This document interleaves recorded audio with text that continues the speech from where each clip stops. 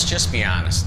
If you drive into the gas station and you see a pump that says $7 per gallon for fuel and another pump that says $5 per gallon for fuel, and the $7 per gallon fuel saves a baby turtle, you're still going to buy the $5 per gallon fuel. If for some reason you do buy the $7 per gallon fuel to save the baby turtle, you're not going to believe anything I'm about to tell you.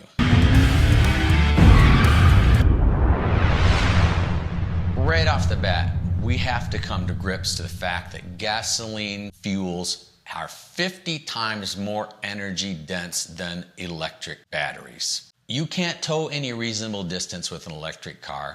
You certainly can't race one because when you load or heavily use the electric vehicle, the battery drain is just massive. So your electric car is really good for going to the store or getting the kids after school. So it's a niche market.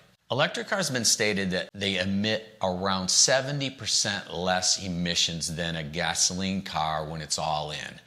However, there's a new player to the game, and it's called synthetic fuel.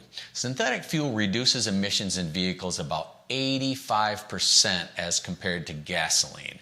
So if you figure an electric car, it's been reported all in emits around 200 grams of CO2 per mile, and the non-plug-in hybrid cars emit 275 grams of CO2 per mile. If you take the non-plug-in hybrid car and you put it on synthetic fuel, the electric car does not stand a chance. But right now, synthetic fuels are really expensive. However, it's been projected that they can get the fuel cost down to around $10 a gallon. Now keep in mind, if you blend gasoline 50-50 with synthetic fuel and we get our regular fuel costs back down before the government went all crazy restricting everything, we can have $6 per gallon fuel in synthetic fuels.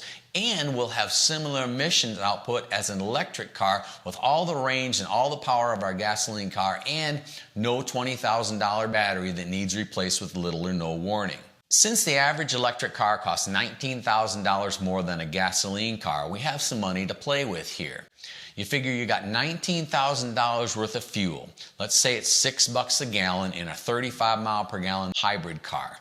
Now you've got over 100,000 miles worth of free driving as compared to an electric car. So it's basically free gasoline for the life of the car. You don't have any range anxiety, no threat of financial hardship when your $20,000 battery fails, and you've got all the conveniences of fast refill time, plenty of places to fill up, and the long distance driving of a gasoline car with less emissions than an electric car. So why the big push for electric when we can see that synthetic fuels are definitely the future we should be looking at? Now it gets even better.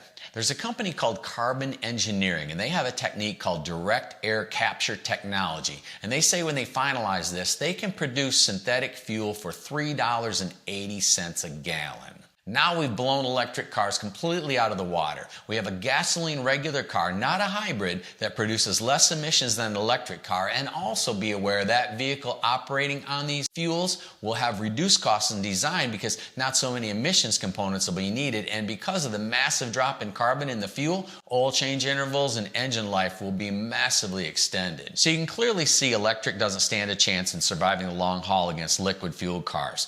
If synthetic fuel isn't stifled or hampered by the powers that be, watch it move forward and be the new energy that powers our vehicles. This is Patrick James with Staging Lane. Thanks for watching.